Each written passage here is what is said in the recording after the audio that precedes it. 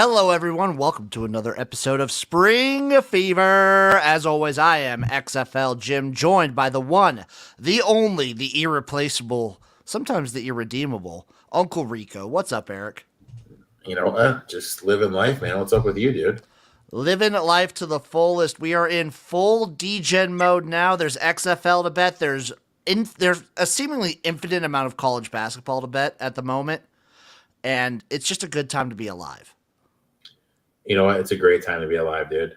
We have a winter storm warning here in Chicago. That's always fun. That's a plus. We're going to probably get that here tonight in Nebraska. It was like misty and wet when I was driving home from work, which is always a good sign when there's potential snow because that means the roads will just be perfectly icy. Yeah, just great. Just phenomenal ice.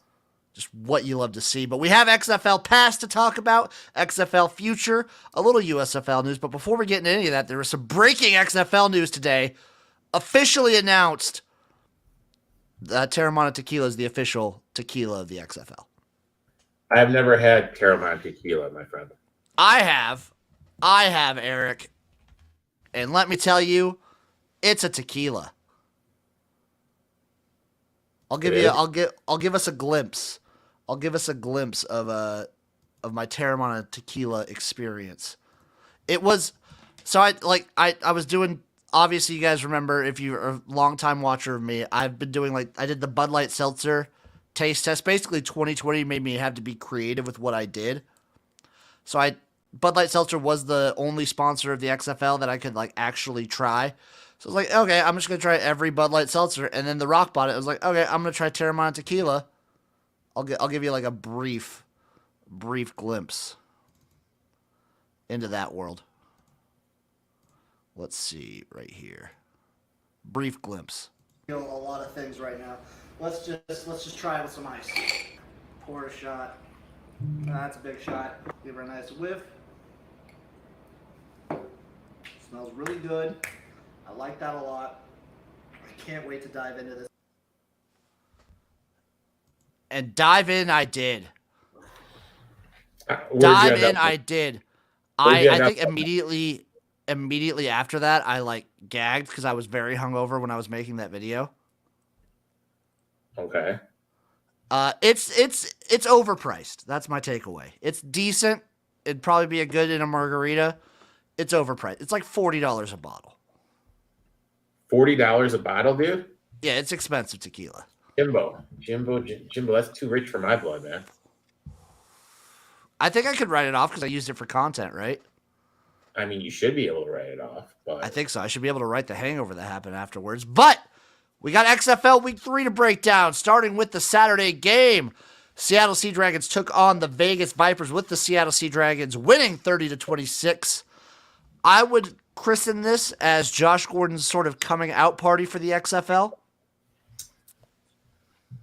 I mean, that catch was freaking stupendous. Dianuch kind of threw up the ball.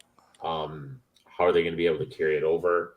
For as stupendous as that play was, you take that play away, underwhelming.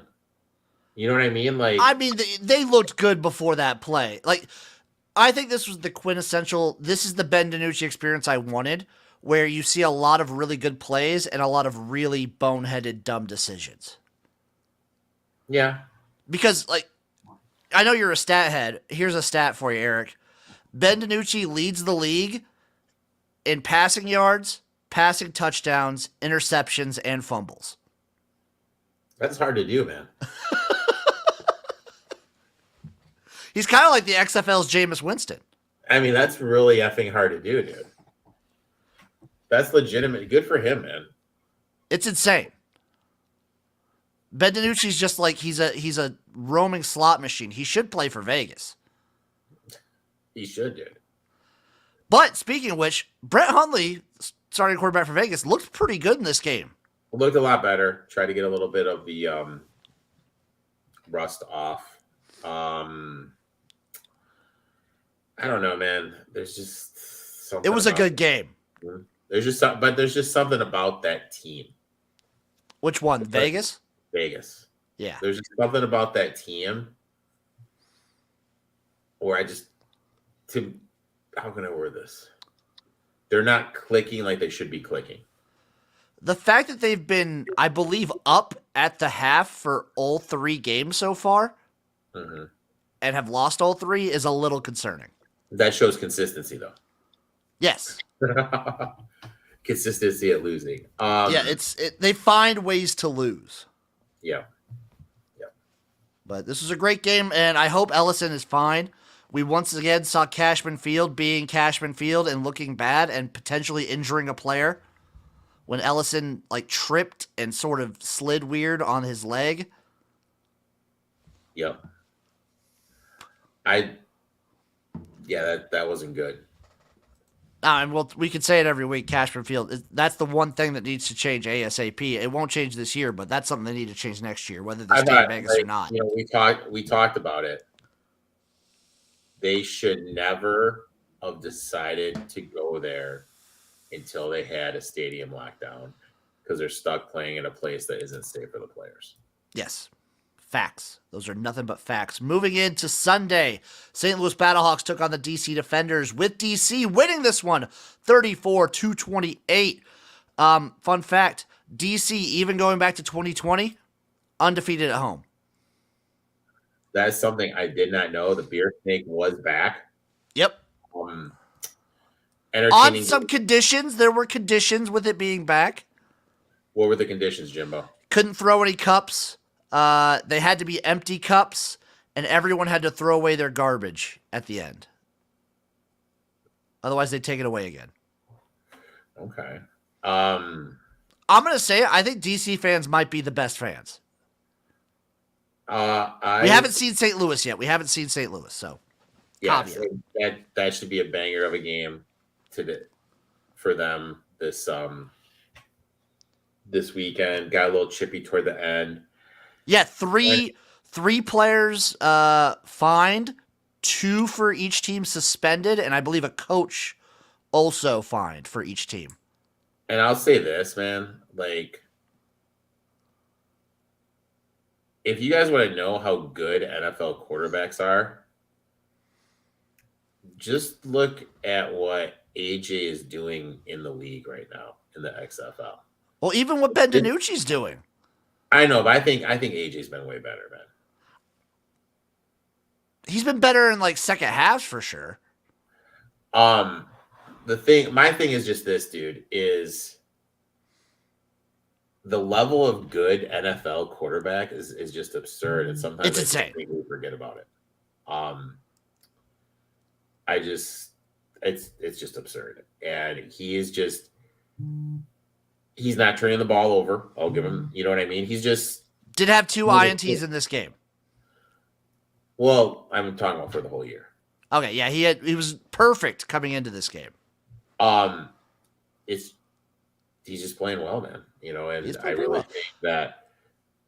So, in your quarterback rankings, would you put DiNucci ahead of him? I'd probably still place him at 1. Quarterback rankings for entertainment factor, DiNucci's number 1. Well, I think King for entertainment factor is number 1, but I disagree.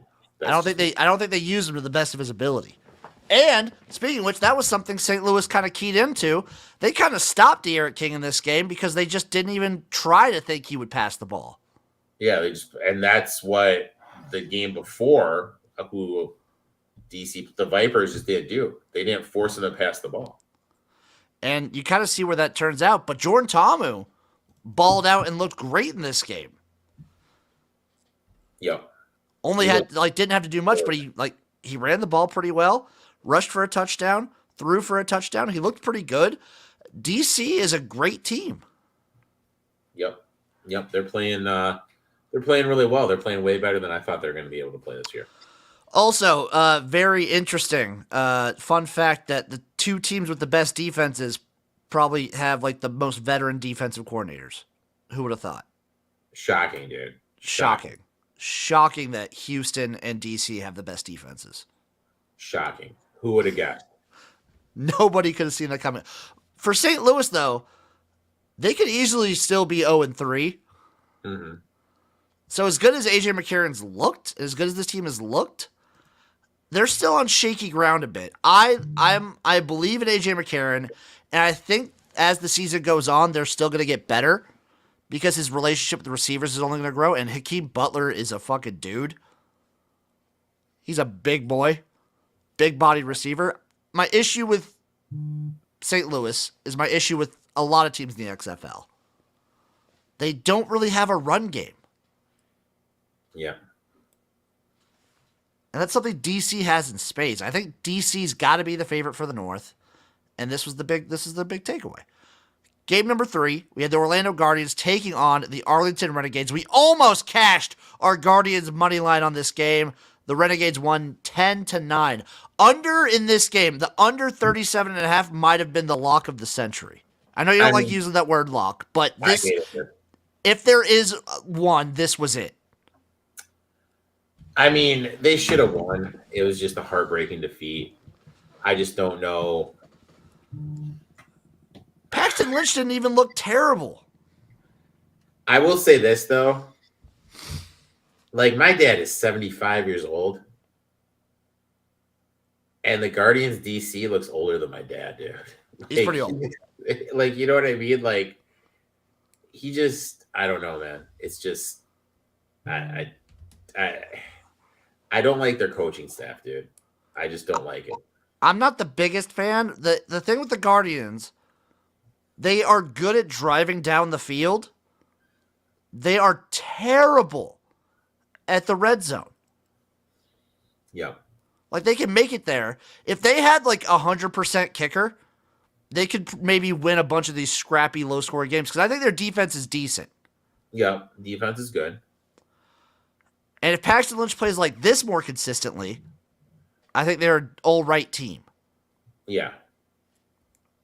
But, man, they just find ways to lose. Similar to the Vipers, they just find ways to lose. They just invent ways of losing, dude, and it's phenomenal. They got a new quarterback, though. They picked up another third guy since Dormaday's out. Due to all giving away plays. They got Quentin Flowers. Not bad. I like that kid. Loved him in 2020. He was playing for the Tampa Bay Vipers in 2020. Yeah. USF legend, I would say. It's a bold statement, dude. Arlington, I come away thinking they're like a fraudulent 2-1 team. I concur with that thesis statement. I think the defense is good. Maybe we see a bump week 2 with Sloter, like in his second week starting, because I do think Sloter's a way better quarterback than Plitt. I was talking with Chase about this. I don't know if they have a lot of good to great receivers outside of Sal Cannella, and that's the tight end. Really? Who would you say is like a top receiver that's on this roster? Sal Canera, the tight end. Well, yeah, Sal Cannella is like the guy. Yeah, that's. But you're not. It. This team is made to want to run the ball, but the offensive line isn't what. It's not what I expected. Yeah, and they're having trouble running the ball. Mainly underperforming. I think the Guardians are the worst team, but I think the Renegades might be the most disappointing right off the bat. And I think you hit the nail on the head. They're the biggest bluff. Yes, I think so. But, so, like, if they make the playoffs, I'm going to fade the hell out of them. You know, I think I'm going to be fading the hell out of them this week. I might too. Last game, the score doesn't show it, but I do think this was a fun banger game. San Antonio Brahmas versus the Houston Roughnecks. Roughnecks won it 22-13. The Roughnecks won it in the first half. They did nothing. 0 points scored in the second half of this game. Yeah, they for the Roughnecks. So, like, Brandon Silvers obviously comes out swinging. 24 for 35, 278, 3 touchdowns, and an interception. All those touchdowns in the first half. Yep. The Roughnecks basically had a banger, like, end of the first quarter, started the second quarter, and just coasted on their great defense. Yep. I will say this. I think this Brahmas team is a little feisty. They're just missing, like, a quarterback. I don't like their quarterback, dude. You're still not sold on Jack Cohn. I'm still not sold. Are you? I'm not sold, but I think I will take Jack Cohn against any team that's not DC or Houston. I think he can win you the game. Okay. Combined with the rushing attack that the San Antonio Brahmas usually offer. I love Jack Patrick with all my heart. One of my favorite running backs in these spring leagues. And I like the Brahmas defense. Like, I think they have a good defense too. Yeah, their defense is pretty good. And I don't know. So the Roughnecks, they're my number one in the power rankings. I'm waiting for Brandon Silvers to kind of just fuck up a game. I think he's going to come down, and I think he's going to come back down to earth a little bit, if you will. I think he's going to come down hard. Yeah.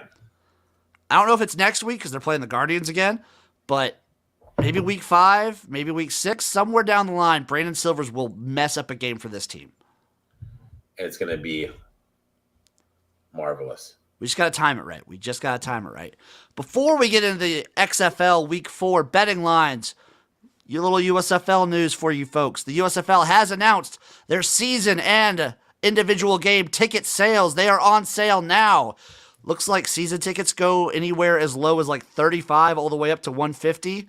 And individual games go as high as 40 all the way down to 10. It's really going to be interesting now, different hub cities, what it looks like visually. I will say this. I think with the one thing the XFL has done is stuff has looked good visually, except for Cashman. Cashman looks a little rough on the TV. I think the other ones look pretty good. I just hope there's fans in the stands and we get that at the USFL. I think with these prices, it helps. And the cities they have should be nice. Like, obviously, Birmingham's going to go out for the Birmingham games. I think Canton actually kind of shows up because there's not really too much to do in the town. I think Canton shows up because the town sucks. But Basically. I don't know about Detroit. You'd have to mention more about that. Like, maybe for the Panthers game, but again, it depends. Where the stadium's located. Where are they playing at Ford? I think so. I mean, that's right downtown, dude. That's a good spot, ain't it? I mean, to make that truck to downtown to play for that, dude. Yeah, but there's other stuff to do there. There's other stuff to do there. Isn't there? Like, it's like a destination. Downtown Detroit's not a destination, dude. No, it's a destination. It's fine. No. So they're playing at, Ford Field. Yeah, it's going to be interesting to see. That's a big stadium, so it's always going to naturally look a little bare, too.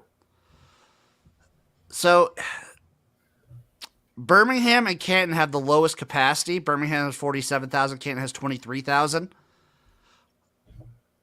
Ford Field has 65,000. And then Memphis. So Memphis and Jesus Christ. Why am I blanking on the... No, Birmingham's playing in Birmingham. So Birmingham's playing in Birmingham. Got it.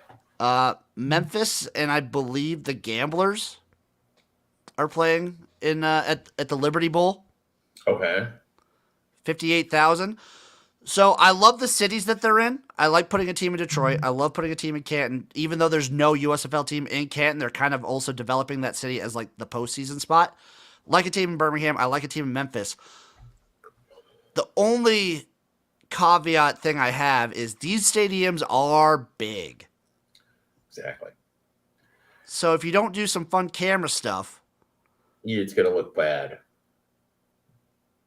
The cool thing, though, is with how inexpensive these tickets are, the USFL is really pushing like the whole family thing. Bring your kids, bring your family. Kids get in free. Tickets are cheap. You could do this. It's like a fun outing on a Saturday. I've been saying that for a while. I mean, you got to make this fun. You got to get kids in. You get kids in. That's what it's all about. Not to say the XFL is expensive. XFL tickets are like $30. So, yeah, which is phenomenal. But I think the USFL is doing a whole family thing.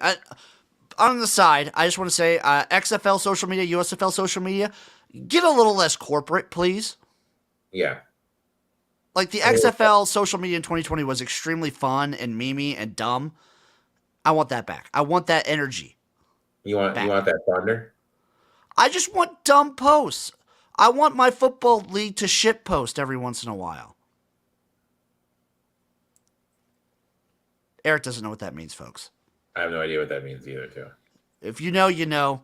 I want just a fun league. I want the social media to not take things too seriously. And they're like both these leagues are kind of run like big corporate brands, which is fine. It's fine. Just have a little fun with it is all I'm saying. You have to have fun on the social media because social media is what's going to get people there. You have to be on point with the little clickable stuff, the little TikToks and videos and everything. If you do that, you could do it. I mean, it's easy to get a good social media person. Damn right. It is. That leads us, though, into the Week 4 XFL betting lines. Saturday, we start off with the Houston Roughnecks and Orlando Guardians. Rematch already. Roughnecks are 8.5-point favorites, over under of 37.5. That line will move to 9, folks, so watch out. I'm going to be on the Guardians here, dude. I think, again, in my eyes, this is too many points. So I think a big reason why the Guardians got blown out last time is because their offense was so putrid and turning the ball over a bunch. I'm going to be taking the Roughnecks just because I'm going to fade Paxton Lynch again. But this is because I'm betting every game. I don't like that bet. I do like the over 37.5. So I do like that. You like it to be a little up and down. I like it to be a little up and down. Game number 2, San Antonio Brahmas. I just think I think Orlando's offense is a little bit better. I think they actually score some of this bit, and then I think Houston is a way better team, and they can just basically score on this team no matter what. Or same thing happens. Orlando's defense just gets tired out because they're on the field too much, and then Houston just runs away with it. And I like the over either way. Up next, San Antonio Brahmas, Seattle Sea Dragons. Sea Dragons minus 4.5 at home, over under 40.5. I like the Brahmas here, man. 4.5. I like the Brahmas here too. Seattle hasn't won or lost a game by less than 2 until last week. Now, even then, I think they still only they barely covered whatever spread it was. It was 3.5. Yeah, I like fading teams after they have a little last second walk-off win. It's kind of something I like to do. Very late game. I think the Brahmas are going to be able to run the ball on them. Their run offense has been good. I think they're going to be able to run the ball on them. I think this is going to be a closer game. I think it's going to be, a 3-point game. And the Sea Dragons, for me, yeah, from what I expected, I just expected more. I guess that's what I'm going to say. The thing with them is they could very well blow out a team. It's whether or not the dice rolls in their favor on these 3-point conversions that they insist on going for every time, which I love. Don't get me wrong. I love it.